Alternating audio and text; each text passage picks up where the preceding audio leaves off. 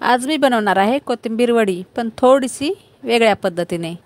आपल्याला कधी कधी ना कोथिंबीर वड्याचं म्हणजे वाफवायला वगैरे खूप जास्त टाइम लागतो, तर तसं न करता ही खूप सोपी पद्धत आहे कोथिंबीर वड्याची। अशी पद्धत एकदा नक्कीच ट्राय करून बघा, खूप छान होतात आणि खुसखुशीत पण होतात। तर नमस्कार, स्वागत आहे तुमचं माझ्या नीताज किचन यूट्यूब चॅनल मराठीमध्ये। आज मी बनवणार आहे कोथिंबीर वडी। तर चला तर रेसिपी बनवायला घेऊया आणि पूर्ण रेसिपी बघा। तर इथे मी एक जुडी कोथिंबीर घेतली आहे, त्याला निवडून 2-3 पाण्याने धुवून अशी चाळणीमध्ये ठेवून थोडीशी निथळून अशी बारीक चिरून घ्यायची। त्याला जेवढी होईल तेवढी बारीक चिरायची आहे। मी याच्यात थोड्या काड्या पण घेतल्यात कोथिंबीरच्या, कारण काड्यामुळे ना कोथिंबीर वडीला चव फार छान येते। खूप सोपी पद्धत आहे ही। आता मी सर्व कोथिंबीर अशीच बारीक करून घेणार आहे।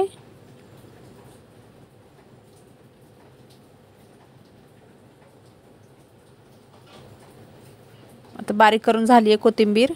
आता मी ते एक बाउल घेतले, त्यामध्ये मी 2 वाट्या बेसन पीठ घेतले। तर याच वाट्याने मी ती कोथिंबीर मोजली होती ना, तर 4 वाट्या भरली होती, तर त्याच्यावर अर्ध मी बेसन घेतले। 2 वाट्या बेसन घेतले, अर्धा चमच हळद घेतली आहे, थोडंसं मीठ। आता याला ना पाणी टाकून पातळ मिश्रण करायचं याचं। आता एवढ्या पिठामध्ये मला 1 ग्लास पाणी लागणार आहे। थोडं करून पाणी टाकायचं आहे, एकदाच नाही टाकायचं आहे। थोडं करून असं मिक्स करत राहायचं आहे आणि याचं पातळ बॅटर तयार करायचं आहे आपल्याला। बघू शकता हा ग्लास मला 1 लागला, 1 ग्लास भरून पाणी लागलंय। आता छान मिक्स करायचे, गाठी नाही झाल्या पाहिजे याच्या।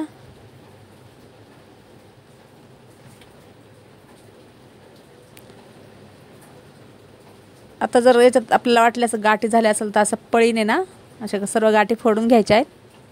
बघू शकता असं मिश्रण पाहिजे आपल्याला।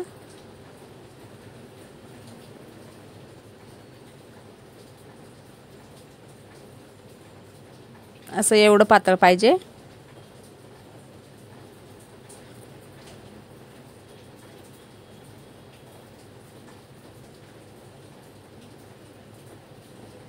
आता मी ते कढई ठेवली आहे, कढईमध्ये मी थोडंसं तेल टाकलंय, अर्धा पळी तेल टाकले। त्याच्यात मी 1 चम्मच जिरे टाकून घेतले, अर्धा चम्मच हिंग, अर्धा चम्मच हळद, 1 चम्मच लाल काश्मीरी मिरची पावडर आणि अर्धा चम्मच गरम मसाला। तर हे सर्व मसाले तुम्हाला टाकायचे तर टाका किंवा नाही पण टाकू शकता। तुम्ही मिरचीची पेस्ट टाकली ना तरी पण चालतं।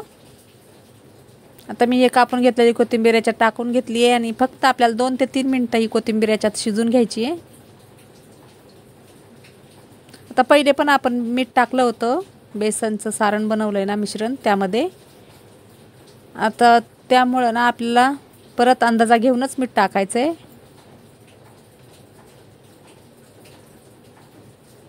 बघू शकता ही कोथिंबीर याच्यात शिजली आहे।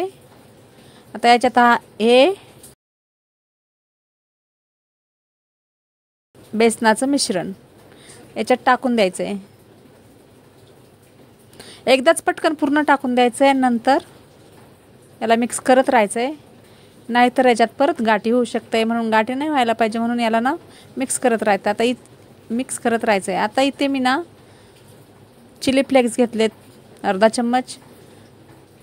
आता हे पण तुमच्या आवडीनुसार आहे, टाकायचं तर टाका किंवा नाही टाकू शकते। आता याला छान असं मिक्स करत राहायचं आहे।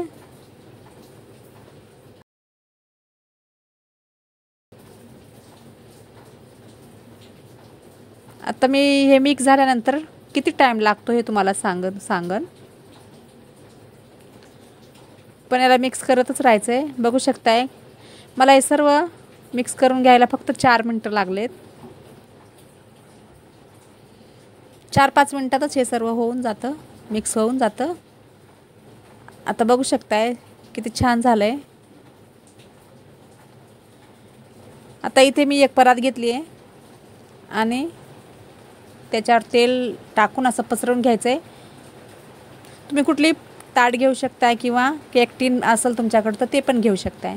आता मी याला तेल लावून हे सर्व मिश्रण ना कोथिंबीर वडीचं याच्यात टाकून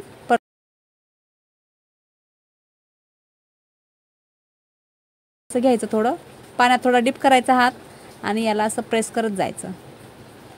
बघू शकताय पटकन होतं हे.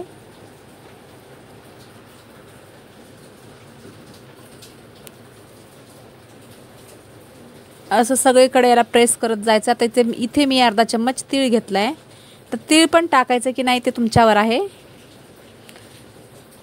तीळ तुम्ही ना ते बेटर करताना बेसनाचं त्यामध्ये टाकलं तरी पण चालतं आणि असं वरतून टाकलं तरी पण चालतं.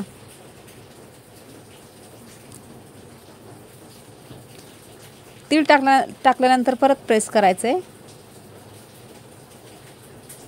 आणि याला 10 ते 15 मिनटं पंख्याखाली असंच ठेवून द्यायचे थंड होण्यासाठी. आता मी 10 ते 15 मिनटानंतर बघू शकताय किती छान याच्या वड्या निघत आहेत. पहिले असं मध्ये कट करून घ्यायचे, नंतर आपल्याला जसा आकार पाहिजे तशा आपण आकाराच्या वड्या करून घ्यायच्या आहेत. आता इथे मी चौकोनी आकाराच्या वड्या करून घेत आहेत.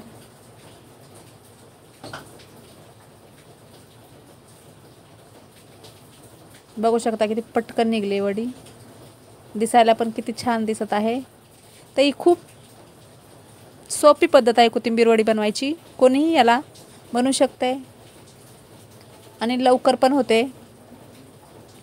आता या ताटातून मी सर्व वड्या काढून घेणार आहे आणि कढईवर गॅसवर कढई ठेवून त्यामध्ये तेल टाकून या वड्या तळून घेणार आहे.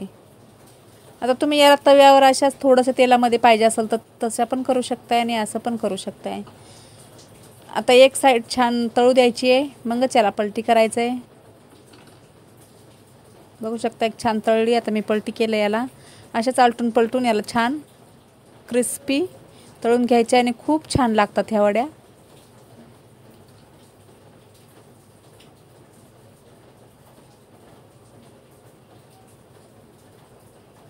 आता या फ्राय झाल्यानंतर याला झाऱ्याने काढून घ्यायच्या आहेत.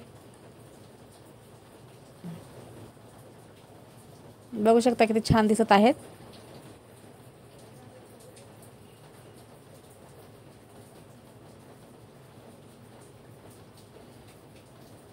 तर मी काढून घेत आहे आणि सगळ्या वड्या मी अशीच करून घेणार आहे.